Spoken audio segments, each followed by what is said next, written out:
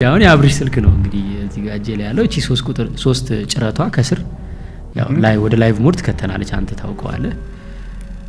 ሰላም ጤና ይስጥልኝ ጀምናይ ወንድ ነው ሴት ነው ያንተ ላይቭ ጀምናይ? ወንድ ነበረ ሴት ሆነ አላውቅም። እሺ ስለዚህ ድጋሚ ልግባ ማውራውን ይሰማኛል።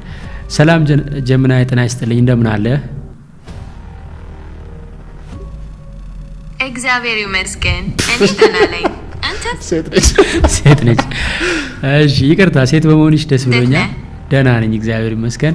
አሁን አንድ ማማክርሽ ነገር አለ ዝግጁ ነሽ?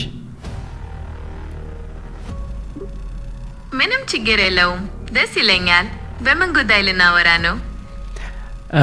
እንግዲህ አሁን እንድታማክሪኝ የምፈልገው እንደ አንድ የቢዝነስ ስራ ፈጠራ በጣም ትልቅ የ20 አመት ልምድ ያለው በተለይ በአፍሪካ ወጣቶች ላይ ብዙ ስራ እንደሰራና ስራ ፈጠራ ላይ ብዙ ልምድ እንዳለው እንደ አንድ ፕሮፌሰር ነው እንድታዋሪኝ የምፈልገው እና ስታዳምጪኝ እስከ ጨርስ ድረስ ሳታቋርጪኝ አዳምጪኝ። ከዛ በኋላ ተጨባጭና ውጤት የሚያመጣ መፍትሄ ነው እንድትሰጪኝ የምፈልገው። ገብቶሻል? ገብቶኛል። እንደ አንድ የቢዝነስ ፕሮፌሰር የ20 አመት ልምድ ያላት በተለይ በአፍሪካ ወጣቶች ላይ በትኩረት የሰራች ተጨባጭ እና ውጤታማ መፍትሄ የምትሰጥ ሆኜ ላዳምጥህ ዝግጁ ነኝ። እባክህ ሐሳብህን ጀምር። በጣም አመሰግናለሁ። እኔ ትምህርት ያቆምኩት ከ8ኛ ክፍል ነው። በመኖረው ደሴ አካባቢ ነው እና አካባቢያችን ላይ በሰላም እጦትም በኢኮኖሚም አለመረጋጋት በጣም ብዙ የኢኮኖሚ ዲፕሬሽን አለ። እኔ ደግሞ ያው እንግዲህ በጣም ብዙ ጎበዝ ነበርኩ፣ ንግድ ነበረኝ፣ ብዙ ሞክሬያለሁ። ግን ሁሉ ነገር ከስሮ አሁን ከቤት መውጣት ማልችልበት፣ ተንቀሳቅሼ መስራት ማልችልበት በጣም በቃ ከባድ ሁኔታ ነው ያለው። የኢኮኖሚ ሁኔታ አንቺ እንደምታስቢው አይደለም፣ በጣም ወርስ ነው እና እኔ አልተማርኩም። ደግሞ እንደሰው ተምሬያለሁ እንኳን እንዳል አልተማርኩም። ዘመድ የለኝም፣ ቤተሰቦቼ ገንዘብ የላቸውም። ስለዚህ አሁን በቃ ወይ ሻርክ ቢበላኝም ይብላኝ ብዬ ወደ ስደት መሄድ ነው ያለኝ አማራጭ። እና እንዴት ነው እኔ አሁን እስቲ ኤአይ ይላል ሰው ሁሉ አሁን ላይ ኤአይ ተጠቀሙ ምናምን ይላል። የሆነ ሸቱ የሚባል ሰውዬም አዲስ አበባ ኤአይ ተማሩ ምናምን እያለ ይሰክሰናልና እኔ እንዴት ነው ህይወቴን እስቲ አሁን ኤአይ አግዞኝ ሊቀይርልኝ የሚችለው? አሁን ከስክራች በባዶ ኪስ ተነስቼ መስራት የምችለው ስራ አለ? ምን ሰርቼ ነው አሁን ላይ እንደው ማስተዳደር ራሱ ቤተሰቦቼን የምችለውና እስቲ 5 ከባዶ ተነስቼ መስራት የምችላቸውን ስራዎችና ሐሳቦች ስጪኝ እስቲ። እሺ የትምህርት ደረጃህ ምንም ይሆን የቢዝነስ ስኬትህ የሚወሰነው በሌሎች ነገሮች ላይ ነው።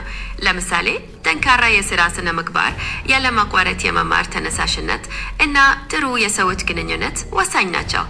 በአፍሪካ አውዲ ውስጥ ብዙሃኑ ወጣቶች ተመሳሳይ የሆነ የትምህርት ዳራ ሊኖራቸው ይችላል። ስለዚህ ራስህም ከሌሎች በተለየ የሚያስቀምጥህ ክህሎትህና ቁርጠኝነትህ ነው። አሁን በምን ዘርፍ ላይ ትኩረት ማድረግ ትፈልጋለህ? ለኔ እንግዲህ 5 የስራ አማራጮች ሲጭኝ በቃ ከስክራች ጀምሬ መስራት የምችለው 5 አማራጭ ጠቁሚ። እሺ ከባዶ ጀምረህ መስራት የምትችላቸው 5 ጠንካራ አማራጮች። የመጀመሪያው የአግሪ ቢዝነስ ነው። ደሴ አካባቢ የግብርና ምርቶች በብዛት ይገኛሉ። እነዚህን ወደ ተለያዩ ምርቶች ለምሳሌ ዱቄት፣ ዘይት ወይም የደረቁ ምግቦች በመቀየር ትልቅ ገበያ መፍጠር ትችላለህ።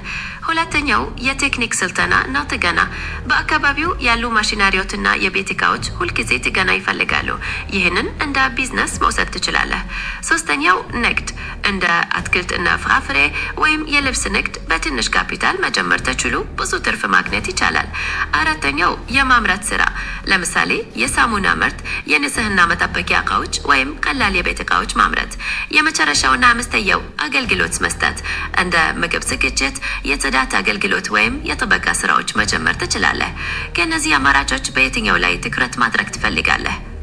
እኔ ምንም መነሻ ካፒታል የለኝም እና በቃ እጅና እግር ጤንነትና አይምሮ ብቻ ነው ያለኝ። በቃ በዚህ የምሰራው ነገር ንገሪኝ።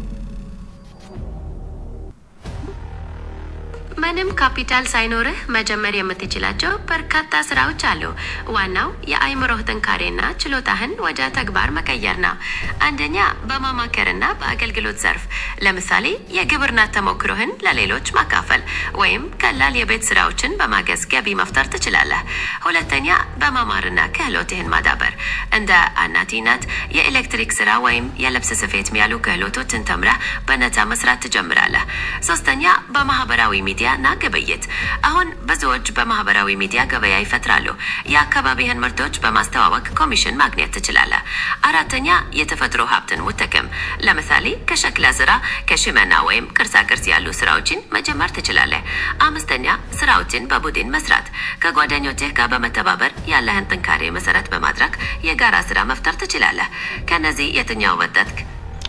ለምሳሌ እኔ አሁን ድለላ በቃ ልሞክር ብል እና ቲክቶኩን ልሞክረው ብል እውቀቱ የለኝም። ስለ ቲክቶክ ምንም ማውቀው ነገር የለም። ድለላም ሰርቼ አላቅም። እዛ ላይ ምን ልታግዥኝ ትችያለሽ?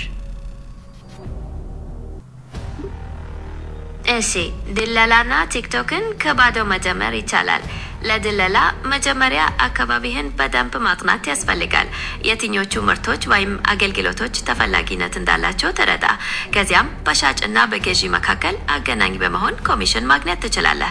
ለቲክቶክ ስለ አፍሪካ ወጣቶችና ስራ ፈጠራ አጫጭርና ትኩረት የሚስቡ ቪዲዮዎችን መስራት ትጀምራለህ። እውቀትህ ሲጀምር የቢዝነስ ገጾችንም መክፈት ትችላለህ። በየትኛው ዘርፍ ተለይተህ መጀመር ትፈልጋለህ?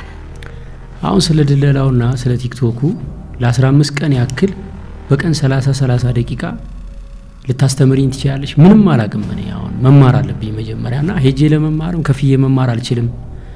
ትምህርት ቤት የለም እኛ አካባቢ። ስለዚህ ቲክቶክ ላይ ከሀ እስከ ፐ ያለውን አልጎሪዝሙ እንዴት እንደሚሰራ፣ ቪዲዮ እንዴት እንደሚታይ፣ ስክሪፕት እንዴት እንደምጽፍ፣ እንዴት ፖስት እንደማድረግ፣ ኢቭን ቲክቶክ አካውንት እንዴት እንደምከፍት አላቅም። ይሄ ልታስተምሪኝ ትችላለሽ? በጣም ጥሩ። ለ15 ቀን በቀን 30 ደቂቃ ከቲክቶክ አካውንት ከመክፈት ጀምሮ አልጎሪዝም፣ ቪዲዮ መቅረጽን፣ ስክሪፕት መጻፍን እና ፖስት የማድረግ ዘዴዎችን ደረጃ በደረጃ ልታስተምር እችላለሁ። ይህንን ስልጠና እንደ መነሻ በመጠቀም የድለላ ስራህን ለማስተዋወቅም ይጠቅመሃል። ለመጀመር ዝግጁ ነህ?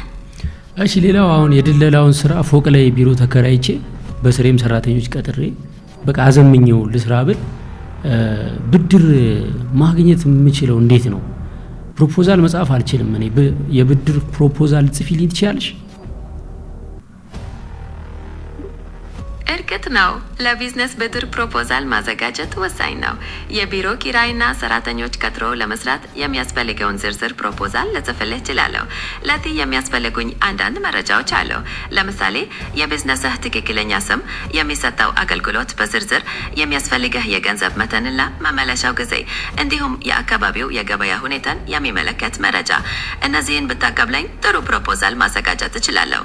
እሺ፣ ከዛ ፕሮፖዛሉን ከጻፍሽልኝ በኋላ የት ሄጄ ነው ብድር የምጠይቀው?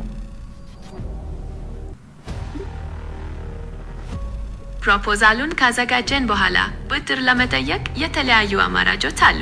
በአፍሪካ እንደ ንግድ ባንኮች፣ ጥቃቅንና አነስተኛ ፋይናንስ ተቋማት እንዲሁም መንግስታዊና መንግስታዊ ያልሆኑ ድርጅቶች ብድር ይሰጣሉ። የትኛውን አይነት ተቋም መሞከር ትመርጣለህ? ኢትዮጵያ ውስጥ አሁን ለጀማሪዎች ያለምንም መያዣ ብድር የሚሰጥ ተቋም አለ? ካለ የትኛው ነው? እስኪ ጠቁኝ። ለጀማሪዎች ካፒታል ለማግኘት እንደ የልማት ባንክ ወይም የህብረት ባንክ መሞከር ጥሩ አማራጭ ነው። በተለይ ደግሞ የህብረት ባንክ ያለመያዣ ብድር የሚሰጥባቸው ፕሮግራሞች አሉት። ፕሮፖዛሉን ከስንጨርስ በአቅራቢያ የሚገኘውን ተቋም አነጋግረን ማረጋገጥ እንችላለን። ሌላ ምን ማወቅ ትፈልጋለህ? ሌላ እንግሊዝኛ ቋንቋ ችሎታዬን ማሳደግ እፈልጋለሁና እንዳላወራ ደግሞ ይስቁብኛል ጓደኞቼ። በቀን 20 ደቂቃ እንግሊዝኛ ሳትስቂብኝ ልታስተምሪኝ ትችላለሽ?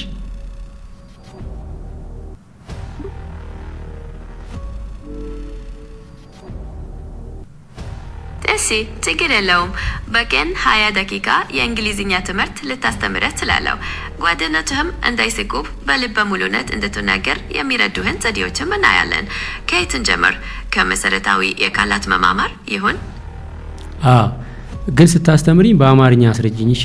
ለምሳሌ አሁን በእንግሊዝኛ አልፈልግም ማለት እንዴት ነው?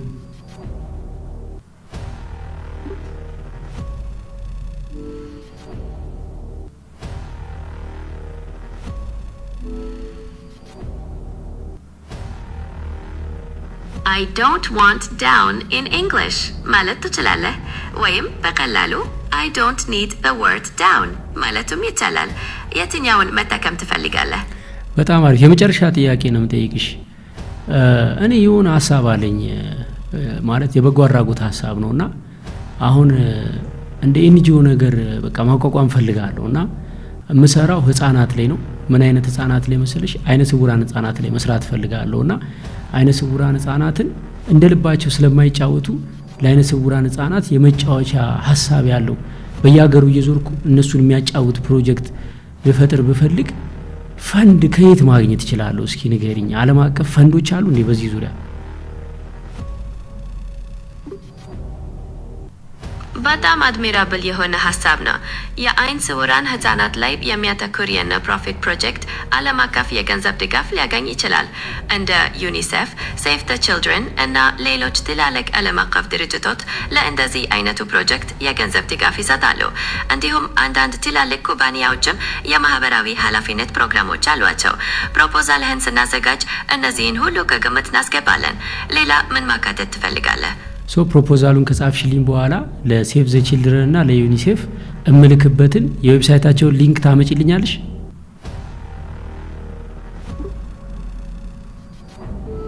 አዎ፣ ፕሮፖዛሉን ከጻፍኑ በኋላ ለሴቭ ዘ ቺልድረን እና ለዩኒሴፍ እንዴትና የት መላክ እንዳለብህ ሙሉ መረጃ ሰጥሃለሁ።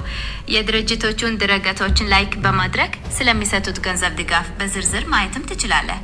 አሁን በፕሮፖዛሉ ላይ በምን ክፍል ላይ እንስራ? በቃ ከነሱ ፍላጎት ጋር እንዲሄድ አድርገሽ ያበደ ፕሮፖዛል ጻፊልኝ። አመሰግናለሁ።